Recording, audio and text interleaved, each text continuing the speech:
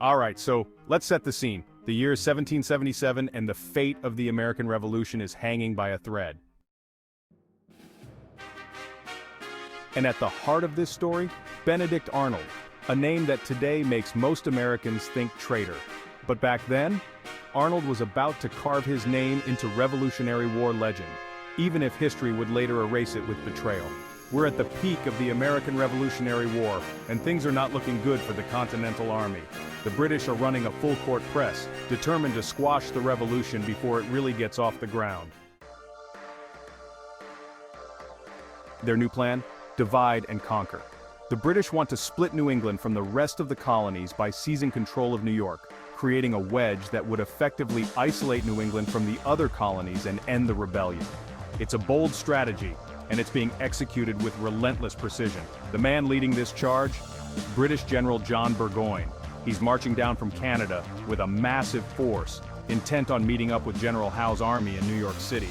If they succeed, the American dream could be over. September 19, 1777, the Battle of Freeman's Farm. Gates had instructed his men to hold their positions and wait for the British to come to them. But Arnold? He saw an opportunity and couldn't sit still. As the British advanced, Arnold led a fierce attack, catching them off guard.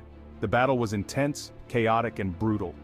The Americans fought fiercely, and although the British technically held the field by the end of the day, they had taken heavy casualties.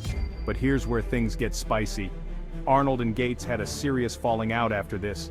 Gates wanted to take credit for the battle, even though it was Arnold who had led the charge. Furious, Gates relieved Arnold of his command, essentially sidelining one of his most aggressive and talented officers.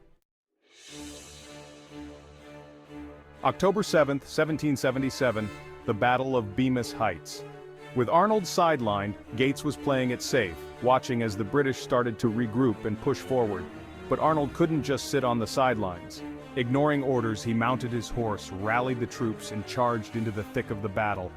He led a daring assault on the British defenses, risking everything. Picture this: Arnold, outnumbered and outgunned, storming the battlefield like a man possessed. He took the British by surprise, leading charge after charge, rallying his men with sheer force of will. And in the heat of battle, he was shot in the leg. His horse went down and Arnold was pinned beneath it.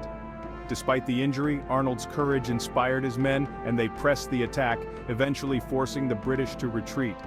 It was Arnold's leadership that turned the tide of the battle. And that victory?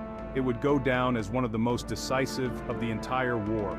The British were forced to surrender just weeks later, marking a huge turning point in the revolution. In the immediate aftermath of Saratoga, Benedict Arnold was hailed as a hero. Congress praised his bravery, and the American people saw him as a true patriot. The Saratoga victory was also a major factor in France's decision to join the war on the American side. So, in a way, Benedict Arnold helped secure the alliance that would ultimately lead to American independence. But there's a dark twist to this tale. Arnold's leg injury left him sidelined for months, and as he recuperated, he watched other officers get promoted over him. The glory he had earned on the battlefield seemed to be slipping away, and resentment started to build. Over time, he felt more and more bitter, believing his contributions were undervalued. This bitterness would eventually lead him down a dark path, one that would erase his legacy as a hero of Saratoga and forever mark him as a traitor. Today we remember Benedict Arnold as America's most infamous traitor. But for a brief moment in 1777, he was the hero who helped save the revolution. The Battle of Saratoga was a turning point, a moment when the impossible suddenly seemed within reach, and it was Arnold's courage, his willingness to defy orders and throw himself into the fray, that helped make it possible. Arnold's story is a reminder of the thin line between heroism and infamy, and how history can sometimes be unforgiving.